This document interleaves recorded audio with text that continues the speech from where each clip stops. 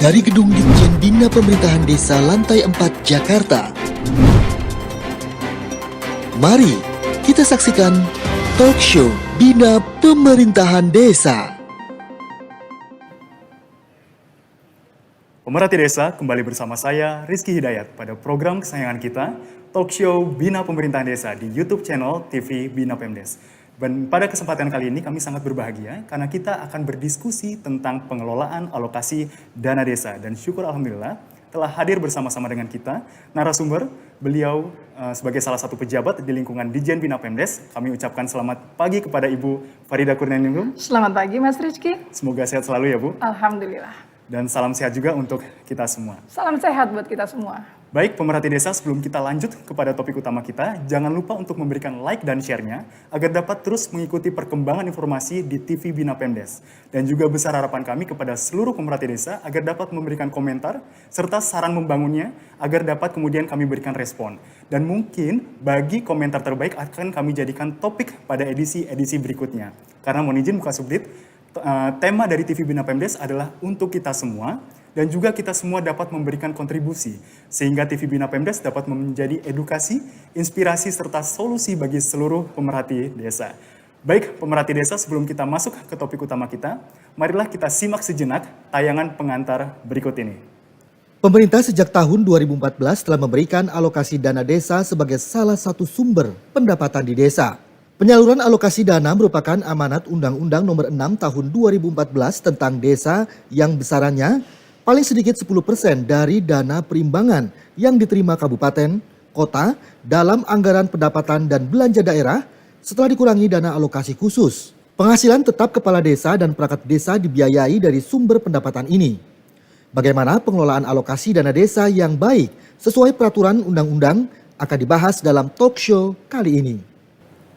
Pemerhati desa, sebelum kita masuk ke topik utama kita terkait dengan pengelolaan alokasi dana desa, mungkin Ibu Kasubdit kita perlu merefresh lagi pemahaman seluruh pemerhati desa bahwa sumber pendanaan yang ada di desa tidak hanya dana desa, tapi berdasarkan pasal 72 ayat 1 Undang-Undang 6 disampaikan bahwa dalam hal sumber pendapatan desa terbagi atas 7 sumber pendapatan. Mungkin ini Ibu perlu kita refresh kembali pemahaman seluruh pemerhati desa. Apa saja 7 sumber pendapatan itu? Apa perbedaannya, mekanisme pengelolaan seperti apa, dan juga apa urgensinya untuk diberikan di desa. Kami persilakan kepada Ibu Kasubdit. Baik, benar sekali Mas Rizky bahwa desa memiliki 7 sumber pendapatan desa berdasarkan pasal 72 ayat 1 Undang-Undang Nomor 6 Tahun 2014 tentang desa. 7 sumber pendapatan desa itu seringkali agak terabaikan karena kita cukup terlena dengan yang bersumber dari dana transfer, yaitu alokasi dana desa dan dana desa. Sebenarnya desa cukup kaya dengan sumber-sumber pendapatan desanya. Yang pertama dari pendapatan asli desa, Mas Rizky. Pendapatan asli desa itu yang perlu kita perhatikan secara seksama karena dengan adanya stimulan dari dana transfer tersebut seharusnya bisa memberikan daya ungkit bagi pendapatan asli desa. Salah satu parameter untuk melihat bahwa desa itu berkembang secara signifikan adalah kita dapat melihat dari bagaimana pergerakan pendapatan asli desa dari tahun ke tahun. Pendapatan asli desa itu dapat diperoleh dari hasil usaha, hasil aset, kemudian juga swadaya partisipasi gotong royong, dan juga dari pungutan.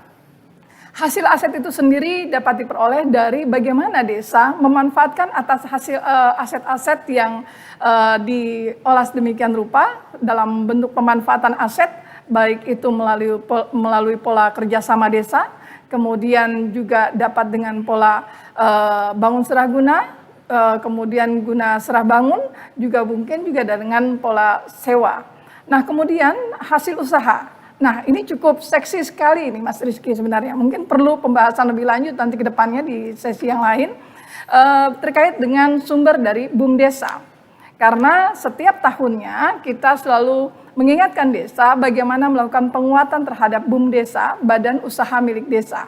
Di mana dana desa dapat disertakan modalnya untuk pembentukan maupun penguatan BUMDesa itu sendiri. Kemudian dari swadaya partisipasi gotong royong. Ini yang cukup meredup Mas Rizky karena mungkin desa sudah mulai terlena dengan honor-honor yang diterima ya masyarakat desa, melupakan bagaimana desa itu tumbuh dari swadaya partisipasi gotong royong masyarakat. Nah, ini perlu teman-teman desa, pemerhati desa untuk menguatkan kembali swadaya partisipasi masyarakat desa. Tentunya dengan basis akuntansi kas pada pengelolaan keuangan desa, sumber pendapatan desa yang dari swadaya partisipasi gotong royong ini adalah yang dapat tertulis dalam bentuk rupiah. Sedangkan dalam bentuk barang ataupun jasa nanti akan ada pencatatan tersendiri atas hasil pelaksanaan dari kegiatan pembangunan yang ada di desa. Kemudian juga dapat bersumber dari pungutan desa, Mas. Nah, pungutan desa ini tentu harus didasarkan atas peraturan desa yang ditetapkan melalui musyawarah desa. Kemudian selain pendapatan asli desa, kita juga mengenal ada kelompok transfer, baik itu dana desa, alokasi dana desa, kemudian bagian dari hasil pajak dan retribusi pajak daerah dan retribusi daerah, kabupaten kota, juga ada bantuan keuangan, baik yang bersifat umum maupun khusus yang bersumber dari provinsi maupun kabupaten kota. Kemudian juga ada hibah dan sumbangan dari pihak ketiga, lalu lain-lain pendapatan desa yang sah. Demikian Mas Rizky. Baik, terima kasih atas tanggapannya Bu Kasubdit.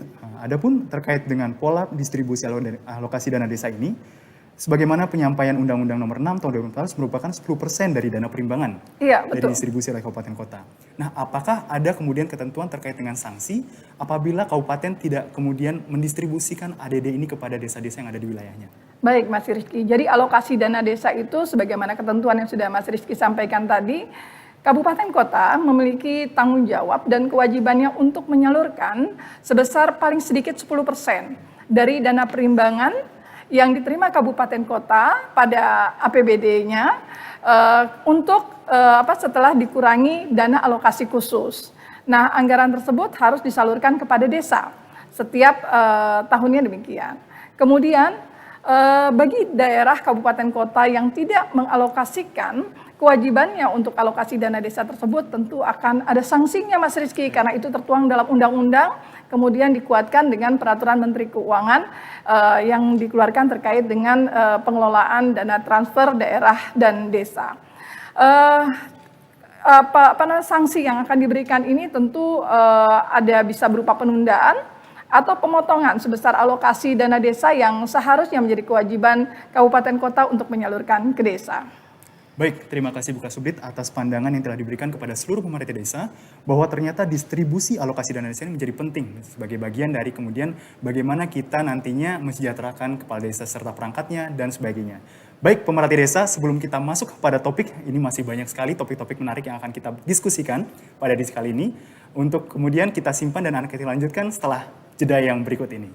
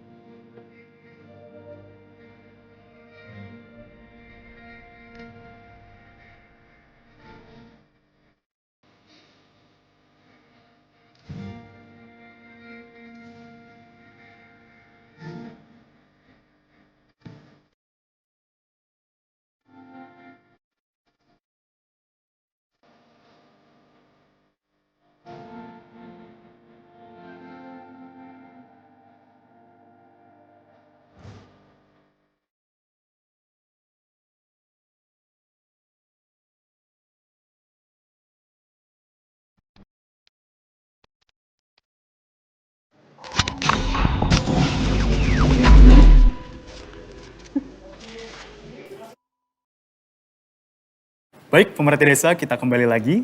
Tadi sudah banyak disampaikan oleh Ibu Kasubdit terkait dengan alokasi dana desa. Nah, sekarang mungkin kita akan masuk ke topik bagaimana kemudian dalam hal penyaluran dan juga perealisasian alokasi dana desa, apakah terdapat pola-pola penghitungan yang secara khusus perlu untuk diterapkan dalam hal distribusi alokasi dana desa ini. Untuk itu, kami persilahkan kepada Ibu Kasubdit untuk memberikan pandangannya seputar bagaimana pola penghitungan ADD ini. Baik, Mas Rizky.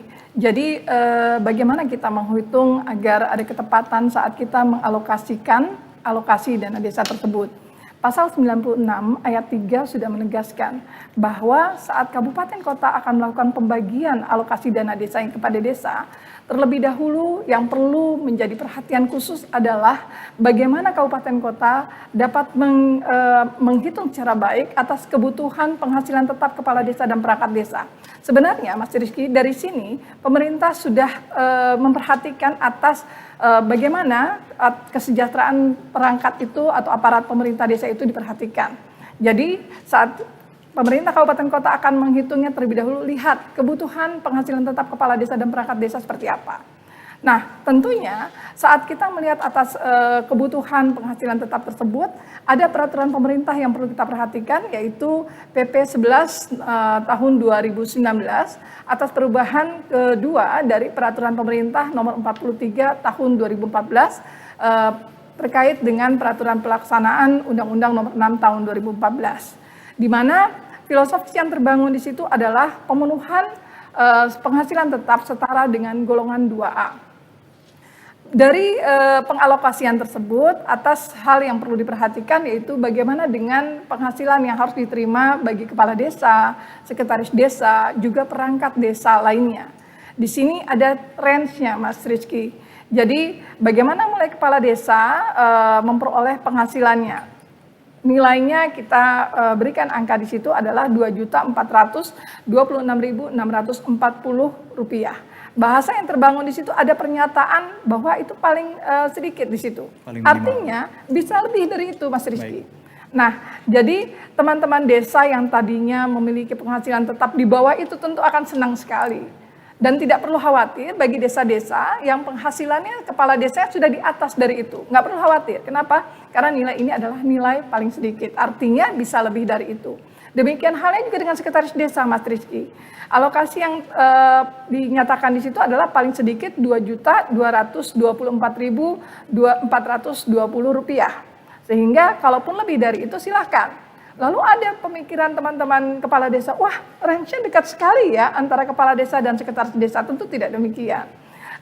Range itu silahkan dibangun oleh kabupaten kota dengan melihat kesanggupan keuangan alokasi dana desa itu sendiri. Kemudian demikian halnya juga dengan perangkat desa lainnya. Perangkat desa lainnya paling sedikit adalah Rp2.022.200. Artinya pun bisa lebih dari itu.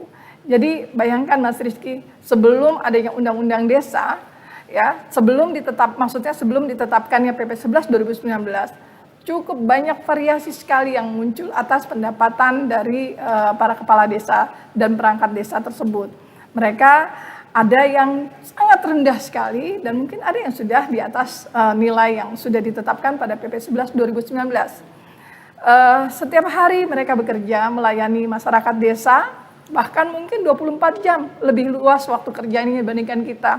Bisa saja tengah malam ada masyarakat desa yang ketuk pintu rumah kepala desanya, ya, mungkin habis berkelahi dengan suaminya. Semoga Mas Rizky nggak pernah mengalami itu ya. Amin, amin. Semoga jadi, ya Bu. Itu perlu menjadi perhatian khusus karena mereka ternyata masih ada yang mendapat siltap Rp300.000. Oh, baik. Nah, disinilah kehadiran pemerintah bagaimana untuk memastikan bahwa para kepala desa dan perangkat desa kesejahteraan mereka diperhatikan oleh pemerintah dengan adanya PP 11 2019 ini. Baik, Bu Kasubdit, mungkin menindaklanjuti hal yang tadi. Tadi disampaikan bahwa terkait dengan standar penghasilan tetap setara dengan golongan 2A, dengan penghitungan yang berbeda antara kepala desa, kemudian sekretaris dan juga perangkat lainnya, itu diatur dalam PP 11 tahun 2019. Iya. Yang mungkin menjadi pertanyaan pemerhati desa, bagaimana kemudian pola pengaturannya sebelum PP 11 ini lahir? Karena kita tahu tadi ada penghitungan berdasarkan jumlah penduduk desa, angka kemiskinan desa, luas wilayah desa, dan juga tingkat kesulitan geografis, dan lain sebagainya. Nah, bagaimana kemudian di era sebelum PP 11 ini mengatur kaitannya dengan siltap?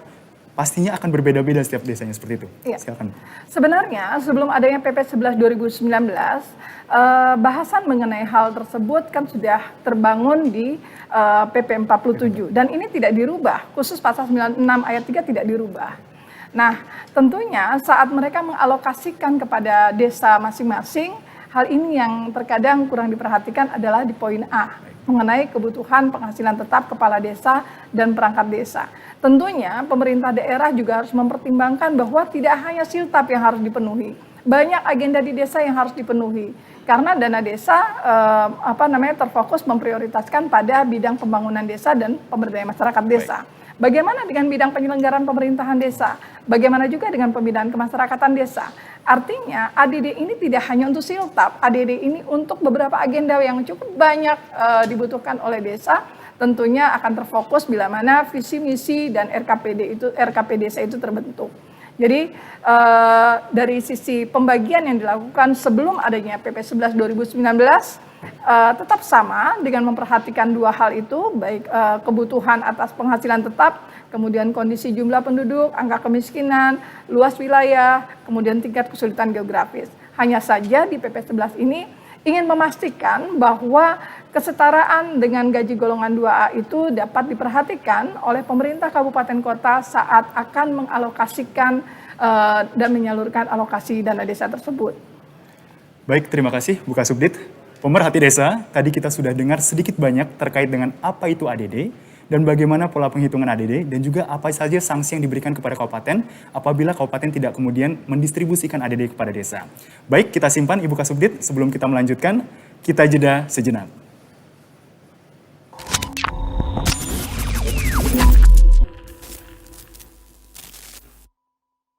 Tak kenal, maka tak kebal. Pagi, Pak. Oh, siapa kamu? Virus, Pak. Bawa apa kamu? Ini Penyakit. Nah, kamu virus, bukan virus. Untung si bos sudah divaksinasi. Jadi saya bisa kenal sama kamu. Bener nggak bos? Ya benar. Vaksinasi melatih tubuh untuk kenal, lawan, dan kebal dari penyebab penyakit. Seperti virus atau bakteri. Sebelum digunakan, vaksin seperti vaksin COVID-19 akan diuji klinik, dipastikan keamanan, khasiat, dan mutunya oleh Badan POM dan para ahli. Tetap memakai masker, menjaga jarak, mencuci tangan secara rutin. Ingat, siap divaksinasi saat vaksin siap. Tarik sis, mongko. Vaksinasi dan protokol kesehatan. Lindungi diri, lindungi negeri.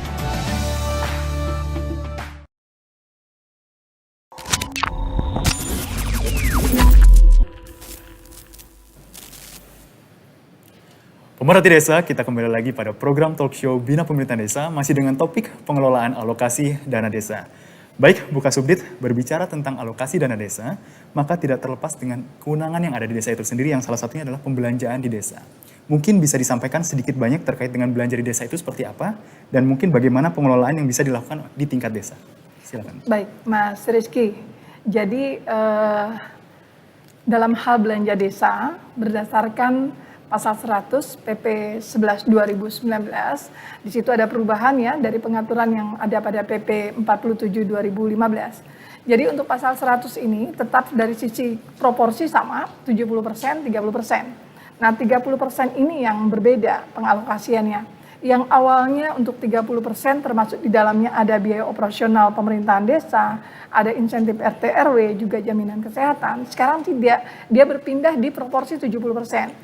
Sehingga untuk belanja 30% hanya terkait mengenai penghasilan tetap, kemudian tunjangan kepala desa dan perangkat desa. Juga termasuk BPD, Mas Rizky. Jangan lupa BPD ini adalah lembaga yang ada di desa di mana mereka berfungsi sebagai pengawas dalam hal penyelenggaraan pemerintahan desa, tentunya salah satunya. Nah, BPD juga punya hak di situ atas tunjangan dan operasional BPD. Kemudian terkait dengan 70% Mas Rizky, di situ teranggarkan untuk 4 bidang. Bidang penyelenggaraan pemerintahan desa, kemudian bidang pelaksanaan pembangunan desa, bidang pembinaan kemasyarakatan desa, dan juga bidang pemberdayaan masyarakat desa. Nah yang tadi saya katakan, biaya operasional pemerintahan desa maupun insentif RT RW serta jaminan kesehatan masuk pada bidang yang pertama, yaitu bidang penyelenggaraan pemerintahan desa, untuk belanja proporsi 70%. Begitu Mas Rizky. Baik, terima kasih Bu Kasubdit. Tadi ada pembagian untuk alokasi dana desa ini, salah satunya adalah kegiatan lainnya pada bidang penyelenggaraan pemerintahan desa, pelaksanaan pembangunan desa, pembinaan kemasyarakatan desa, dan pemberdayaan masyarakat desa. Nah, mungkin isu yang sedang mengemuka saat ini, Bu Kasubdit, yakni adalah isu terjadinya bencana di wilayah NKRI kita. Apakah kemudian kalau kita tahu dana desa itu dapat dialokasikan untuk penanganan bencana, apakah ADD juga dapat dialokasikan untuk bencana itu sendiri? Mohon penjelasannya. Bisa Mas Rizky. Jadi seyogyanya bahwa pendapatan yang ada di desa sebenarnya blended ya. Cuman ada pengkhususan terhadap bagaimana pengaturan dan pengelolaan khusus untuk dana desa dan alokasi dana desa. Nah, tadi juga Mas Rizky ingatkan terkait dengan apa-apa saja yang dibelanjakan dari alokasi dana desa tersebut. Baik itu yang diutamakan karena ada ketentuan khusus yang mengamanatkan ini, yaitu untuk alokasi dana desa kita prioritaskan kebutuhannya untuk penghasilan tetap kepala desa dan perangkat desa. Kemudian juga terkait dengan jaminan kesehatan. Jangan lupa Mas Rizky, ada Perpres 75, kemudian ada revisi, ya, kemudian terakhir revisi Perpres 64. Ya, terkait dengan jaminan kesehatan tersebut, di mana ada hak kepala desa dan perangkat desa sebagaimana Undang-Undang Pasal 66 mengatakan bahwa kepala desa dan perangkat desa itu berhak untuk mendapatkan siltap, tunjangan, juga jaminan kesehatan, di samping juga penerimaan lainnya yang sah. Nah, terkait dengan yang Mas Rizky sampaikan tadi sehubungan dengan kegiatan lainnya, kondisi Indonesia saat ini memang cukup memprihatinkan ya Mas Rizky. Teman-teman kita di desa kemarin baru saja di Kalimantan Selatan banjir cukup parah, mengalami bencana yang berulang terjadi. Semoga cukuplah gitu ya, kita dengan pandemi ini juga sudah sedemikian mengkhawatirkan, ditambah dengan kondisi yang bisa saja terjadi gempa, kemudian bencana alam seperti gempa atau mungkin banjir, tanah longsor dan lain sebagainya. Pemerintah desa harus segera hadir di situ. Ya, pemerintah desa tidak lagi berada pada posisi menunggu bagaimana peran dari pemerintah kabupaten kota, tidak. Atau peran dari pemerintah sekalipun. Saat terjadinya bencana, hadirlah pemerintah desa di situ dalam konteks bahwa bidang kelima untuk penanggulangan bencana, keadaan darurat dan mendesak desa sudah teralokasikan. Saat ini untuk dana desa juga menjadi bagian prioritas untuk pengalokasian bagi bidang kelima, penanggulangan bencana, keadaan darurat dan mendesak desa, khususnya untuk sub bidang keadaan mendesak untuk BLT dana desa. Sebagai upaya untuk meyakinkan atau memastikan bahwa kemampuan daya beli masyarakat desa itu tetap ada di situ. Nah, kemudian di dalam pengalokasian untuk bidang kelima tersebut tidak hanya terfokus pada dana desa, alokasi dana desa pun bisa mensupport untuk pengalokasian pada bidang kelima tersebut. Nah, pengalokasian pada bidang kelima sangat fleksibel, tergantung kondisi. Kita nggak pernah tahu Mas Rizky bencana apa yang akan terjadi besok atau hari ini. Nah, oleh karena itu saat kita mengalokasikan anggaran tersebut tidak ada RAB. Ya, kecuali untuk BLT dana desa kita sudah bisa mengestimasikan karena untuk BLT dana desa ini sudah terbangun di tahun 2020, tentu data sudah ada bagaimana kita melakukan updating terhadap data itu saja dengan melalui musyawarah desa khusus dan memperhatikan adanya kemungkinan untuk apakah menambah anggaran untuk BLT dana desa atau tidak. Terkait dengan penanggulangan bencana, karena kondisinya sangat dimungkinkan ketidakberdayaan pemerintah desa dalam menyiapkan dokumen-dokumennya, tentu ada perlakuan yang berbeda, Mas Rizky. Penggunaan alokasi dana desa adalah salah satu support untuk pengalokasian di bidang tersebut. Gimana penggunaan anggarannya? Tentu karena dia di bidang kelima, secara belanjanya belanja tak terduga, kita tidak pernah tahu apa yang terjadi pada saat bencana itu ya diperhadapkan, sehingga tidak serta-merta kita melalui proses yang prosedural. Contohnya seperti ini. Kalau kita mau melakukan belanja atau menggunakan anggaran di desa, ada proses di mana KUR atau KASI sebagai pelaksana kegiatan anggaran perlu menyusun terlebih dahulu DPA setelah PBDS ditetapkan. Kemudian bagaimana dia harus menyiapkan dokumen-dokumen pendukung seperti DPA tadi, kemudian pengajuan SPP dan lain sebagainya. Nah, ini tidak. Kalau untuk terjadinya bencana, apalagi dimungkinkan hilangnya nyawa seseorang, maka itu harus sesegera mungkin. Ya. Nah, nanti ada proses musyawarah desa yang mengesahkan melalui berita acara atas penggunaan anggaran tersebut. Jadi berbeda memang dia. Lain kalau ini kita harus melalui proses perencanaan, kemudian pelaksanaan anggaran, penata usahanya dan lain sebagainya, ini tidak. Jadi proses yang prosedural itu dilakukan, dirapihkan paling lambat 1 bulan setelah penggunaan anggaran untuk bidang kelima tersebut. Baik, mohon izin Buka Subdit. Tadi disampaikan bahwa dalam hal pengalokasian alokasi dana desa untuk kegiatan bencana, itu dapat bersifat fleksibel. Tapi apakah kemudian ada pengaturan secara teknis dari pusat atau dari Kementerian Dalam Negeri kepada seluruh kabupaten kota atau pemerintah daerah untuk dipedomani dalam hal pengalokasian belanja bencana ini dari ADD itu sendiri? Iya, baik. Kita tidak melihat dari sisi sumber dana semata. Baik. Karena dalam hal pengelolaan keuangan desa ada 7 sumber pendapatan. Intinya adalah saat kita mengalokasikan anggaran pada bidang kelima, bagaimana proses penggunaannya.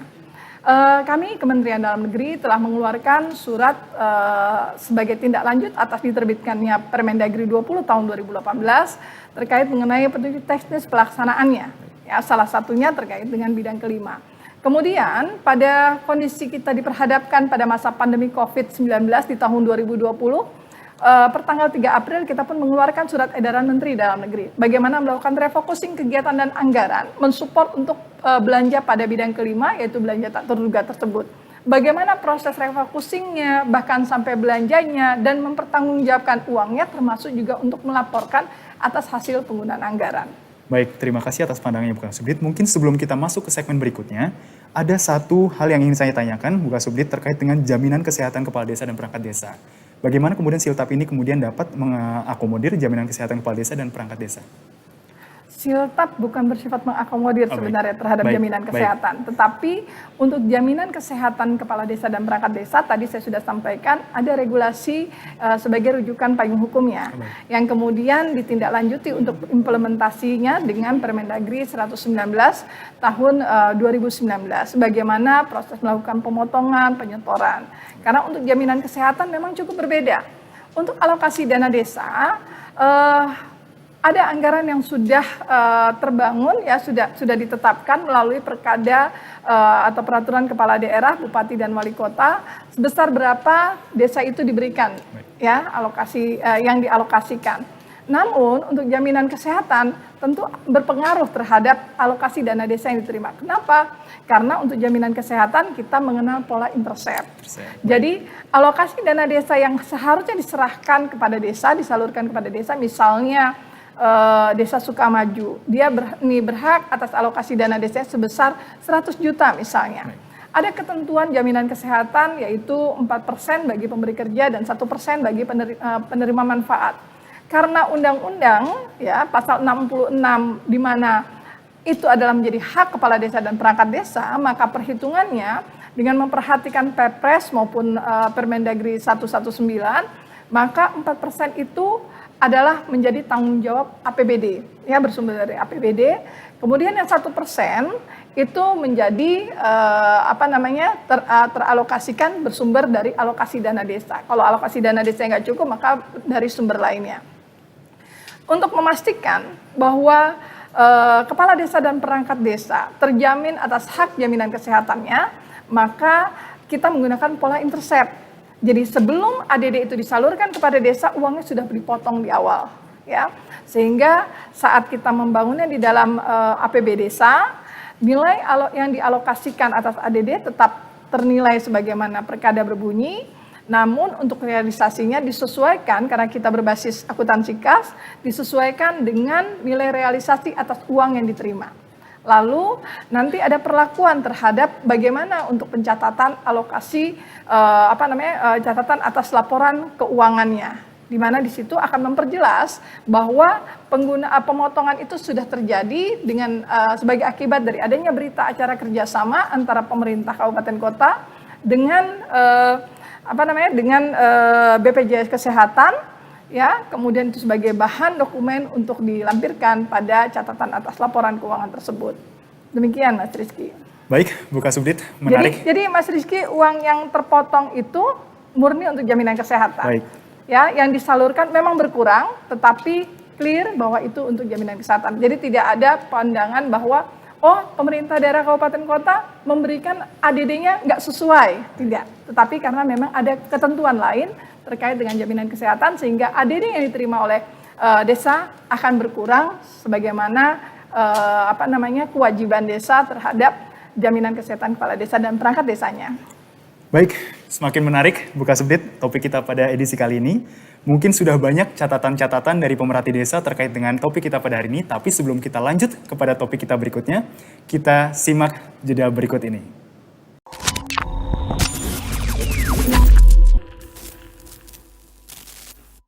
Tak kenal maka tak kebal.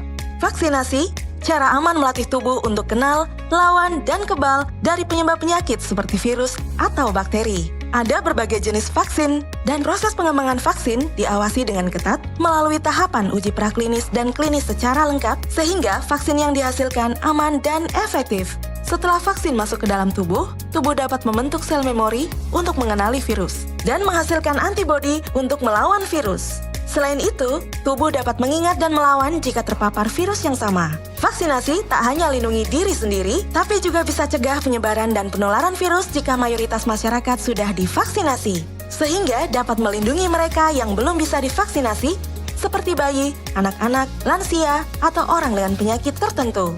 Pandemi bisa berakhir jika rantai penularan bisa diputus dengan melakukan vaksinasi dan protokol kesehatan. Vaksinasi, lindungi diri, lindungi negeri.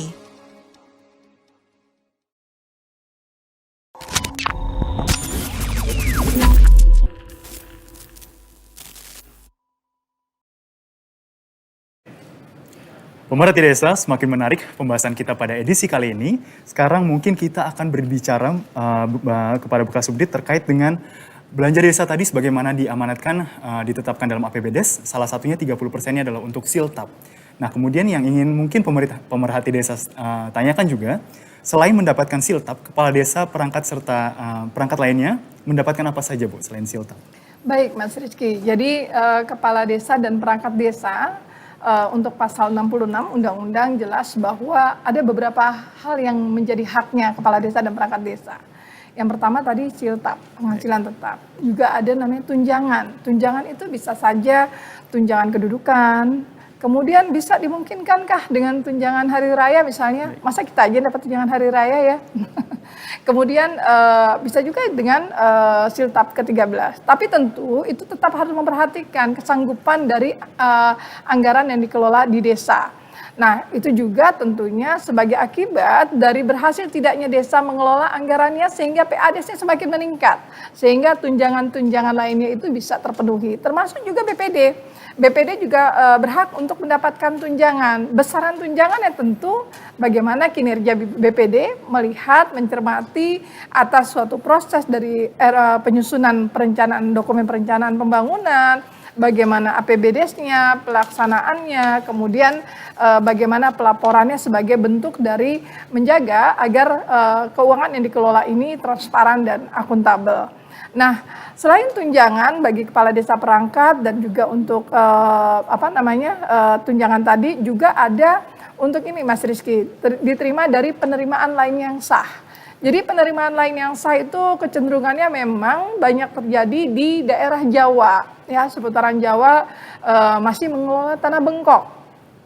Nah, desa masih seringkali enggan untuk mencatatkan sebagai pendapatan atas dari bengkoknya itu, ya pendapatan dari bengkoknya itu perlu diperhatikan. Walaupun sebenarnya tidak menjadi persoalan, itu cukup dicatatkan saja di APBDes. Toh di dalam PP 47 2015 memberikan ruang yang cukup besar dari pendapatan dari bengkok itu sebagai penerimaan lainnya yang sah bagi kepala desa dan perangkat desa. Kemudian yang tidak lupa juga terkait mengenai jaminan kesehatan itu menjadi hak kepala desa dan perangkat desa. Baik, tadi Ibu sampaikan bahwa dalam hal penyaluran haruslah secara transparan dan akuntabel. Betul. Menjadi pertanyaan, bagaimana sih Bu pola penyaluran ADD ini dari kabupaten ke tingkat desa maupun dari desa untuk membelanjakan ke 6 keperluan yang tadi? Baik, jadi gini, di pasal 91 ya PP 43 2014 menegaskan bahwa uang yang disalurkan ke desa harus melalui rekening kas desa. Baik. Ya nggak boleh pakai rekeningnya Mas Rizky. Baik. Nanti itu urusannya berbeda lagi itu ya. Jadi harus melalui rekening kas desa. Kenapa demikian? Karena uang itu harus tercatat ya karena kita akan melihat dari sisi pendapatan juga, kemudian rekening kas desa itu pun juga ditentukan oleh kabupaten kota, karena yang akan melihat mana rekening kas desa yang bisa digunakan oleh pemerintah desa. Nah kemudian berapa rekening kas desa yang dimiliki? Hanya satu, Mas Rizky, ya. Jangan, jadi tidak ada lagi rekening Pak Kepala Desa, ya. Kecenderungan nih teman-teman di desa, kalau CSR, ogah masuk ke rekening kas desa. Bahkan ada yang terima dalam bentuk tunai. Jadi dengan adanya undang-undang desa, dengan regulasi turunan lainnya, memastikan bahwa semua uang yang masuk ke desa harus masuk di rekening kas desa. Bukunya hanya satu, buku kas umum, harus tercatat di situ. Jadi kita bisa memotret dengan pasti bahwa sejumlah pendapatan dan pengeluarannya ini mengalir kemana, untuk apa, ya. Jadi cukup satu rekening kas desa, seluruh pendapatan masuk ke situ. Kalaupun juga untuk BUMDes sekalipun, masuk dulu ke rekening kas desa, karena itulah yang dicatatkan di dalam APBDes, termasuk untuk laporan realisasi pelaksanaan APBDes itu sendiri. Jadi semua akan tercatat dengan baik. Baik. Itu untuk menjaga akuntabilitasnya, Mas Rizky. Baik, Ya, berapapun uang yang masuk ke rekening kas desa harus dapat dipertanggungjawabkan. Sekarang desa sudah diperhadapkan dengan kondisi tidak sekedar dipertanggungjawabkan, tapi siap untuk dipertanggunggugatan. Baik. Luar biasa kan? Baik, Bu Kasubdit, berbicara tentang tadi rekening kas desa dan juga berbicara tentang untuk menjaga akuntabilitas, siapakah kemudian di desa yang diberikan kewenangan untuk mengelola rekening kas desa itu, Bu? Yang mengelola rekening kas desa, baik Mas Rizky. Jadi di desa itu ada namanya kepala desa. Ya, kepala desa itu posisinya adalah sebagai pemegang kekuasaan pengelolaan keuangan desa. Sebagaimana Undang-Undang Pasal 75 jelas bahwa kepala desa adalah pemegang kekuasaan pengelolaan keuangan desa, yang menguasakan sebagian pengelolaan keuangan desanya kepada perangkat desa. Artinya apa? Tidak ada istilah dapat di situ ya dalam undang-undang. Tapi dia punya kewajiban harus menguasakan sebagian. Ada hak dia untuk menjadi tugas dan tanggung jawabnya, kewenangannya. Tapi ada yang harus dia berikan kewenangan itu juga kepada perangkat desa. Siapa perangkat desa? Ada sekretaris, ada kasikaur, dan ada juga kepala dusun. Dalam hal pengelolaan keuangan di desa ini, kami membagi yang menjadi koordinatornya adalah sekretaris desa, sebagai pelaksana kegiatan anggarannya adalah kasikaur, dan yang tadi mengelola uang untuk pencatatan dan lain-lain itu adalah berada pada posisi kaur keuangan. Lalu kepala dusun di mana posisinya? Sebagai tim yang melaksanakan kegiatan. Dia bersama-sama kepala dusun, kemudian LKD dan masyarakat bertanggung jawab dalam sebagai tim yang melaksanakan kegiatan melakukan pengadaan barang jasa di desa. Baik. Jadi kaur keuangan yang menata usahakan uangnya. Baik Bu, berbicara tentang penata usahaan keuangan oleh kaur keuangan, bisa dilihat di mana Bu apabila kita melihat peraturan teknis yang ada yang ditetapkan oleh pusat? Mungkin arahnya Mas Rizky adalah bagaimana kita memastikan dari sisi transparansi dan akuntabilitas. Mungkin gitu ya Mas Rizky ya. Jadi di ketentuan pada Peraturan Menteri Dalam Negeri 20/2018 memastikan bahwa transparansi dan akuntabilitas itu adalah harus dipenuhi. Selain bagaimana pelaksanaan pengelolaan keuangan desa itu dilaksanakan secara tertib dan disiplin anggaran, juga partisipatif. Di mana ruang transparansi itu kita harus mempublikasikan. Apa yang dipublikasikan? Yang dipublikasikan itu adalah contoh saat Perdes APBDes ditetapkan itu dipublikasikan. Kemudian saat laporan semester 1 ditetapkan, itulah yang dipublikasikan. Demikian halnya juga dengan laporan realisasi pelaksanaan APBDes-nya, itu dipublikasikan. Lalu bagaimana dengan agenda kegiatan yang sementara berjalan? Silahkan, kita punya papan-papan proyek untuk mempublikasikan progres dari setiap pelaksanaan pembangunan. Ya. Kemudian bagaimana kita menjaga dari sisi akuntabilitasnya? Akuntabilitasnya itu akan terbangun pada laporan keuangannya. Karena kita berbasis kas, maka laporan keuangan yang disajikan adalah berupa laporan realisasi anggaran, juga caleg yang disertai dengan daftar aset desa. Gitu Mas Rizky. Nah, kemudian Mas Rizky, dalam hal pelaksanaan ini, di mana ruang partisipasi masyarakat yang muncul? Nah, ini menjadi penting, karena nggak bisa pemerintah desa mengelola uangnya sendiri, nggak boleh itu. Nah, lalu bagaimana? Pasal di dalam undang-undang jelas bahwa ada peran pengawasan di situ. ada peran BPD, juga ada peran masyarakat. Baik. Tapi ruang geraknya tentu harus kita sesuaikan juga dengan kondisi di desa itu sendiri, ya. Jadi di dalam undang-undang yang melakukan pengawasan adalah BPD. Bagaimana pola pengawasannya dengan monitoring dan evaluasi. Kemudian bagaimana dengan masyarakat, posisinya adalah sebagai pemantauan. Jadi hal-hal yang dicatatkan oleh KUR Keuangan itu bukan untuk publik sebenarnya, ya, tetapi yang bisa melihat secara jelas kebenaran atas penatausahaan itu tentu yang memiliki kapasitas. Siapa dia? Auditor. Tentu peran dari auditor yang berada pada posisi APIP, ya, teman-teman inspektorat, yang tentu akan melihat lebih dalam bila mana hasil dari pengawasan dilakukan oleh BPD maupun masyarakat diindikasikan adanya penyimpangan, sehingga masyarakat bisa menyampaikan aspirasinya kepada BPD, BPD menelaah dari dokumen-dokumen yang ada. Kemudian kalaupun memang tidak bisa dibahasakan dalam musyawarah atas pertanggungjawaban penggunaan anggaran tersebut, bisa nanti disampaikan pada ranah auditor atau APIP nantinya. Begitu Mas Rizky. Baik, terima kasih Bu Kasubdit. Berdasarkan penyampaian Bu Kasubdit tadi, menyampaikan bahwa setiap kebijakan haruslah ada aturan mainnya. Nah, mungkin ini sedikit kita track back tadi Bu, terkait dengan siltap. Apakah kemudian kebijakan siltap bagi kepala desa yang mana tadi diatur adanya batas minimal sesuai dengan golongan 2A? Apa kemudian adakah implikasi dengan PP 11 tahun 2019 ini Bu? Karena kita tahu mungkin ada kemungkinan bahwa kabupaten-kabupaten yang mungkin beresiko tidak dapat memenuhi ketentuan PP ini. Iya Mas Rizky, jadi gini, kami telah melakukan atau mencermati Perpres 113 Baik. tahun 2020 berkaitan dengan APBN tahun 2021. Salah satunya adalah yang kami cermati terkait dengan dana perimbangan Mas Rizky dan dana alokasi khusus, karena itu adalah bagian dari yang harus kita perhatikan saat kita melakukan perhitungan terhadap paling sedikit 10%, karena paling sedikit untuk alokasi dana desa, paling sedikit 10% dari dana perimbangan setelah dikurangi dana alokasi khusus. Nah, dari data yang ada, maka kami mencoba untuk melakukan simulasi atas kondisi di mana struktur organisasi pemerintah desa yang berdasarkan peraturan Menteri Dalam Negeri terbagi atas pola minimal dan pola maksimal. Kalau pola minimal itu KUR-nya 2, kemudian kasihnya 2, pola maksimal itu KUR-nya 3, Baik. kemudian kasihnya 3. Nah, dengan kondisi pola minimal, setelah kami menghitung dengan mengestimasi kepala dusun misalnya ya Mas Rizky, karena ini bervariasinya cukup banyak di desa-desa, kepala dusunnya misalnya 4. Kalau kepala dusunnya 4 misalnya dengan pola minimal, maka kebutuhan setahunnya itu adalah 249.943.000 sekian. Nah, artinya berapa sih yang kondisinya tidak memenuhi angka tersebut? Ternyata setelah kami hitung akan ada kemungkinan 38 kabupaten beresiko yang tidak dapat memenuhi kewajiban pemenuhan siltap ini.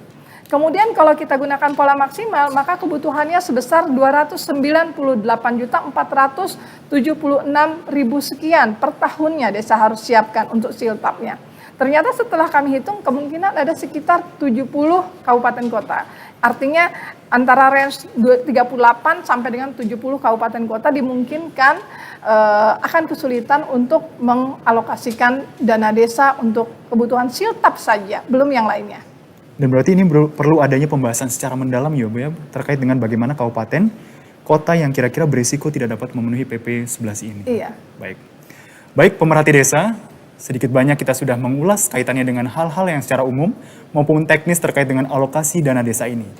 Pada segmen berikutnya kita akan semakin menarik karena kita akan berdiskusi terkait dengan kira-kira permasalahan apa saja yang bisa terjadi meliputi alokasi dana desa ini dan bagaimana proses tindak lanjut baik dari pemerintah pusat maupun pemerintah daerah. Kita simpan dan akan kita lanjutkan setelah jeda yang satu ini.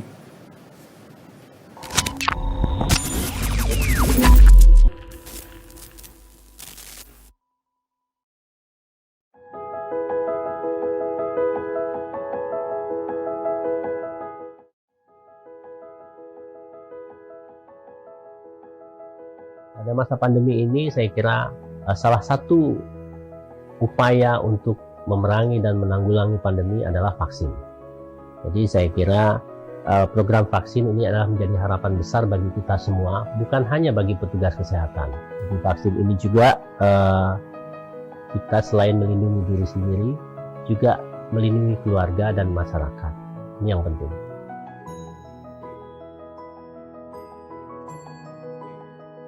Tenaga kesehatan menjadi prioritas pemberian vaksin untuk pertama kali, karena mereka adalah di garda terdepan dalam pelayanan pandemi, dan mereka bertugas atau berada dalam lingkungan yang sangat rentan, terpapar, maka tenaga kesehatan ini harus lebih aman dulu untuk melayani yang lainnya.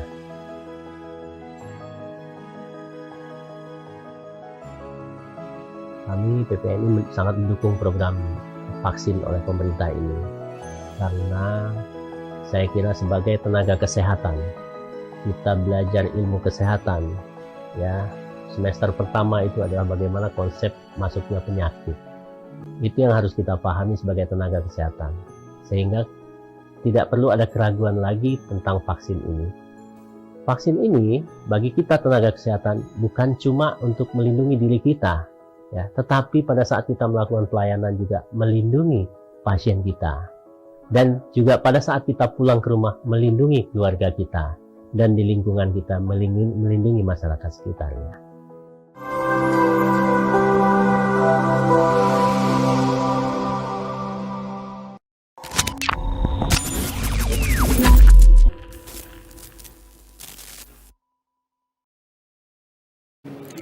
Pemerhati desa, terima kasih tetap setia bersama dengan kami masih dengan topik pengelolaan alokasi dana desa. Dan sekarang kita akan berbicara terkait dengan pastinya Bu Kasubdit di setiap kebijakan menyisakan adanya implikasi terhadap permasalahan-permasalahan. Mungkin bisa sedikit banyak diulas kembali apakah kaitannya dengan alokasi dana desa ini ada implikasi atau permasalahan yang ditemui dan bagaimana kemudian proses tindak lanjutnya. Tentunya Mas Rizky tidak mudah saat kita akan mengejawantahkan suatu kebijakan. Betul. Ya, karena ada saja permasalahan yang mungkin akan timbul di situ. Contoh yang tadi saya sampaikan tadi, ada kemungkinan resiko atas 38 kabupaten kota, bahkan bisa mencapai 70 kabupaten kota, bila mana ADD-nya tidak mencukupi sebagaimana kebutuhan atas penghasilan tetap dengan pola minimal maupun pola maksimal tadi. Ya, nah, untuk itu perlu peran dari pemerintah daerah dalam hal ini, baik kabupaten kota, dengan bagaimana mereka mengalokasikan bantuan keuangan bersifat khusus untuk menambah anggaran kepada desa untuk penambahan kebutuhan siltap tersebut. Tentunya terlebih dahulu kita harus melihat atas kesanggupan anggaran yang ada di desa itu sendiri. Apakah desa memiliki sumber-sumber pendapatan lain? Karena sudah dikunci Mas Rizky di PP 11 2019 nggak boleh pakai dana desa untuk siltap.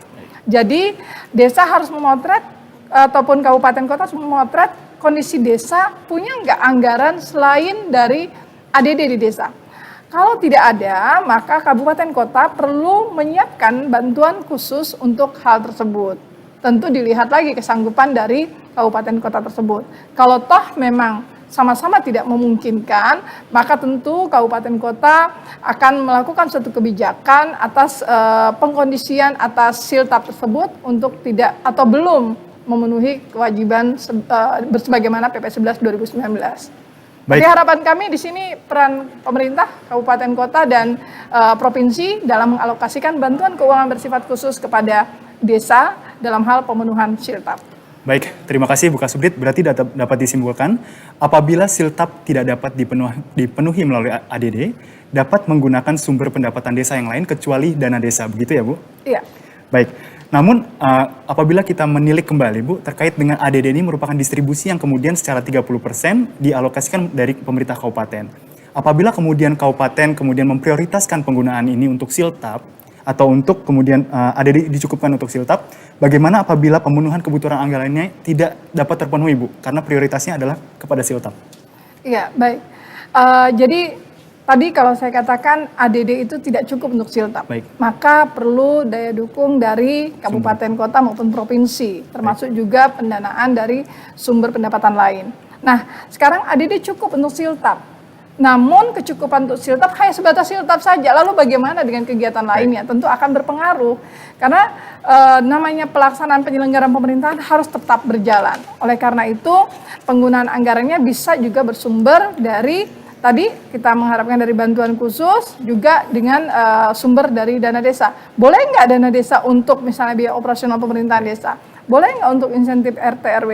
Dengan filosofis kita bahwa kita memastikan bahwa kepala desa dan perangkat desa sebagaimana PP 11 2019 untuk terpenuhi siltapnya, tentu ini dimungkinkan bisa dari dana desa. Tentunya sepanjang murni bahwa uang tersebut sudah memang difokuskan untuk siltap terlebih dahulu dan memang terjadi kekurangan. Nah, lain halnya dikurang-kurangin gitu. Baik. Jadi kalau murni setelah dihitung terbatas baru bisa menggunakan yang lain. Tentunya ada mekanismenya Mas Rizky. Nggak serta-merta dana desa bisa digunakan untuk hal-hal di luar prioritas. Harus ada rekomendasi Bupati Wali Kota untuk memastikan bahwa bisa digunakan untuk kegiatan lainnya selain yang prioritas penggunaan dana desa sebagaimana ketentuan yang diatur oleh Kementerian Desa mengenai prioritas penggunaan dana desa itu sendiri. Baik, terima kasih Bu Kasubdit. Tadi kita berbicara tentang apabila siltap tidak cukup. Kemudian apabila siltap cukup, tapi kemudian kebutuhan yang lain... Siltap cukup dari ADD ya? ADD. Oh, iya. Nah, kemudian bagaimana apabila dalam belanja desa, 30% sebagaimana tercantum dalam APBDes, kemudian siltap ini melebihi ketentuan proporsi 30%. Baik, jadi di pasal 100 sudah dikatakan bahwa ada pembagian proporsi 70-30. Posisi siltap ada di 30%. Lalu ternyata dia melebihi 30%. Betul. Sepanjang untuk terpenuhinya siltap tidak menjadi masalah. Karena filosofis dikeluarkannya regulasi PP 11 2019 adalah untuk memastikan kepala desa dan perangkat desa adanya kesetaraan atas gaji dengan golongan 2A, dan kemudian kita ingin memastikan bahwa adanya peningkatan kesejahteraan dari aparat pemerintah desa sehingga kinerja pemerintah desa dalam hal ini untuk melakukan pelayanan kepada masyarakat menjadi jauh lebih baik. Baik, mungkin kita lanjut kepada pertanyaan berikutnya Bu, kaitannya masih dengan ADD ya Bu ya. Tadi disampaikan bahwa pemerintah kabupaten kota wajib untuk menyalurkan ADD kepada seluruh desa-desa yang ada di wilayahnya. Dan apabila apabila tidak disalurkan pun ada ketentuan sanksi. Nah, ini kita kan sedang berada katakan pada posisi pandemi COVID-19 Bu. Dalam hal katakan penggunaan prioritas ADD, kemudian tidak untuk desa, apakah dimungkinkan untuk ADD ini dialokasikan tidak untuk ADD, tapi kemudian untuk penanganan COVID-19 itu sendiri, Bu? Wah, ini agak susah nih. Baik, Bu. Jadi gini, pasal 74 ayat 6 mengatakan bahwa kewajiban ini harus dijalankan oleh pemerintah kabupaten kota. Kalau nggak dijalankan, maka akan ada sanksi. Sanksinya apa? Penundaan ataupun atau pemotongan. Sebesar dari alokasi dana desa yang harusnya disalurkan dan ternyata tidak disalurkan kepada desa. Itu diatur lebih lanjut dengan PMK. Tadi saya sudah katakan demikian. Lalu terjadi kondisi kita harus melakukan refocusing kegiatan dan anggaran di kabupaten kota. Yang juga memungkinkan dana perimbangannya mungkin menurun atau daunnya juga berpengaruh misalnya. Lalu hal ini pun akan berpengaruh pada komposisi anggaran yang dialokasikan ke desa dalam hal ini untuk alokasi dana desa. Bagaimana? Misalnya contoh nih, ada suatu kabupaten kota misalnya saat dia pola untuk penyalurannya per bulan misalnya. Saat masuk bulan ke-12 ternyata ADD-nya nggak bisa disalurkan, ya kan? Ada kondisi refocusing tersebut. Maka untuk siltapnya ini tetap menjadi tanggung jawab yang harus terbayarkan. Ya, ada juga kondisi di mana misalnya kabupaten kota tidak menyalurkan penuh atas siltapnya, itu tetap harus terbayarkan. Lain hal dengan kondisi kemarin ya 2020. Betul, ya 2020 itu memang kondisi yang force major.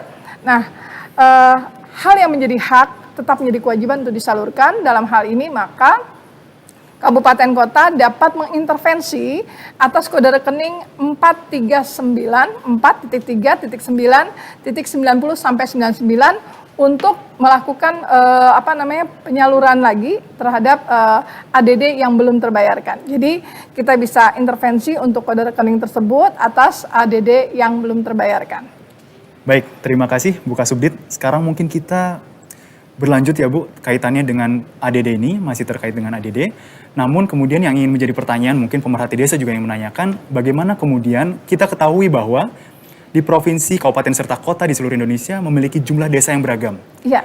Bagaimana kemudian jika ada kabupaten kota yang memiliki jumlah desa yang katakan lebih sedikit dibanding kelurahannya?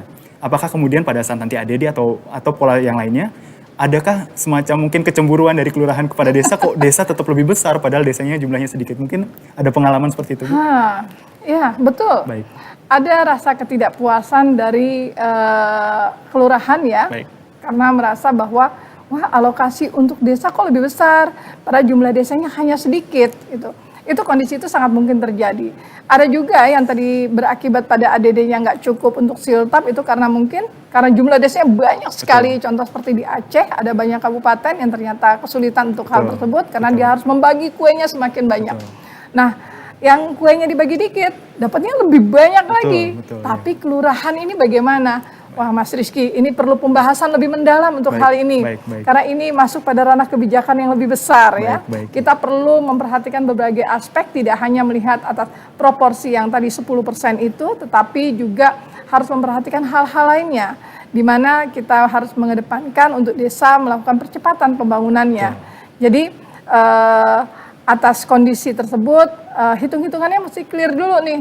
Ya kan? Kita perlu melakukan banyak simulasi untuk bisa meyakinkan bahwa adanya mengedepankan prinsip pemerataan dan berkeadilan tersebut dalam pembangunan desa, juga termasuk tadi kelurahan. Baik, Bu, berarti percepatan pembangunan menjadi salah satu indikator untuk kemudian kita perlu memperhatikan bagi daerah-daerah yang terdapat kondisi khusus. Dalam ini seperti tadi, desa-desa yang katakan jumlahnya lebih sedikit daripada kelurahan, dan mungkin ada kondisi-kondisi yang lainnya. Pemerhati desa, telah banyak kita ulas terkait dengan bagaimana ADD secara umum, secara teknis, dan bahkan permasalahan serta tindak lanjut yang disampaikan oleh narasumber kita pada edisi kali ini. Sebelum kita masuk kepada segmen selanjutnya, mari kita simak sejenak jeda berikut ini.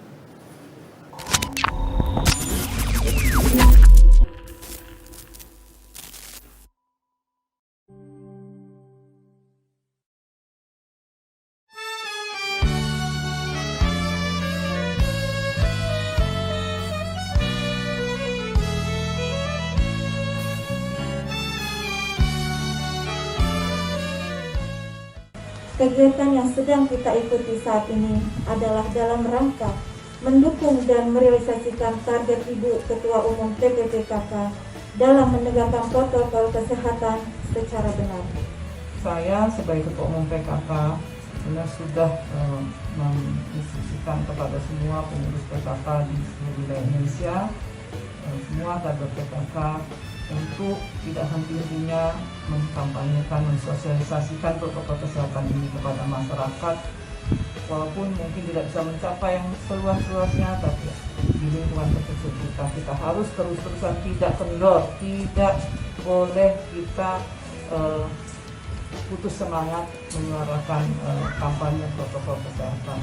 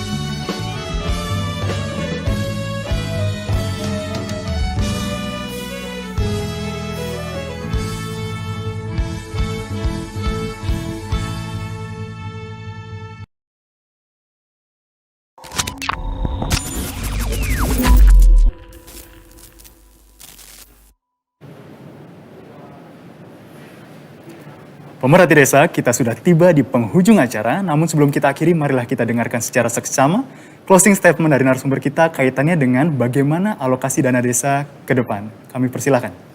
Baik, terima kasih Mas Rizky. Pemerhati desa, terutama para pelaku sebagai pembina dan pengawas desa dalam hal ini, tentu kita perlu sama-sama memastikan ya bahwa apa yang diamanatkan pada pasal 72 ayat 4 terkait dengan besaran paling sedikit 10% dari dana perimbangan dikurangi dana alokasi khusus yang menjadi kewajiban pemerintah kabupaten kota untuk mengalokasikan alokasi dana desanya kepada desa, itu benar-benar tidak hanya sekedar dialokasikan Mas, tidak hanya sekedar tertuang di dalam APBD-nya, tetapi harus direalisasikan. Karena ada saja keluhan teman-teman desa yang ternyata alokasi dana desanya mungkin tidak dialokasikan sepenuhnya. Tentu pertimbangan yang berbeda saat kondisi pandemi COVID kemarin di tahun 2020. Namun untuk ke depan, pastikan bahwa yang menjadi hak desa disalurkan, kemudian kita sama-sama melihat bagaimana kemajuan desa dengan menjadi desa yang maju, mandiri, dan sejahtera. Aparat pemerintah desanya bekerja dengan baik, berkinerja baik, karena siltapnya dipastikan terpenuhi, juga demikian dengan jaminan kesehatannya. Demikian halnya peran yang ada di desa, tidak hanya desa sendiri dalam hal ini pemerintah desa bergerak, tetapi juga baik pemerintah desa, kemudian pelaku-pelaku di desa lainnya, ada LKD, kemudian juga ada masyarakat, itu secara solid membangun desa secara bersama, bersinergi, sehingga tercapailah apa yang menjadi cita-cita kita bersama dalam tujuan pembangunan desa sebagaimana tertuang dalam Undang-Undang Nomor 6 Tahun 2014. Demikian Mas Rizky. Baik. Terima kasih Bu Kasubdit, berarti menjadi poin penting kepada seluruh pemerintah daerah khususnya kabupaten kota agar dalam hal merealisasikan ADD agar lebih akuntabel serta proporsional, begitu ya Bu? Ya. Baik, pemerhati desa, kita sudah tiba di penghujung acara, tentu tak lupa kami ucapkan terima kasih kepada Ibu narasumber, kepada Ibu Farida Kurnianingrum atas perkenannya hadir pada agenda kita pada kali ini. Dan juga pemerhati desa, dengan berakhirnya segmen kita maka berakhir pula talk show Bina Pemerintahan Desa di TV Bina Pemdes kita pada kesempatan kali ini. Kami atas nama segenap kru yang bertugas mengucapkan terima kasih, salam sehat dan sampai jumpa.